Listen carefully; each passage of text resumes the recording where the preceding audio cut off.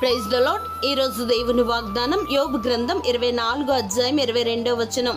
కొందరు ప్రాణమును గూర్చి ఆశ విడిచినను వారు మరలా బాగుపడుదురు. ప్రియ దైవజనమా, కొన్నిసార్లు అవమానాలు, నిందలు, ఆర్థిక అనారోగ్య, అప్పుల సమస్యలు హఠాత్తుగా ఎదురయ్యేటప్పుడు, నమ్మిన వారే ద్రోహం చేసినప్పుడు, అందరూ మనల్ని వదిలిపెట్టి ఎవరూ మన దగ్గరకు రాలేని, సహాయం చేయలేని మోడుబారిన స్థితిలో, అనగా ఒంటరి స్థితిలో రేపటిని గూర్చి నిరీక్షణ కోల్పోయి ఎందుకు బ్రతకాలి, ఎవరి కోసం బ్రతకాలి, ఎలా బ్రతకాలని ప్రాణము మీద ఆశ వదులుకోవలసి వస్తుంది. అయితే ప్రాణము మీద ఆశ వదులుకోవలసిన పరిస్థితులు ఎవరైతే నా దేవుడు కృపగల దేవుడు, మోడుబారిన జీవితాలను బాగు చేసే దేవుడని నమ్మి జీవితాలను బాగు చేసే దేవాది దేవుని మీద ఆశ పెట్టుకుంటారో వారు వారి ప్రాణమును గూర్చి ఆశ విడిచినను వారు మరలా బాగుపడుదురు.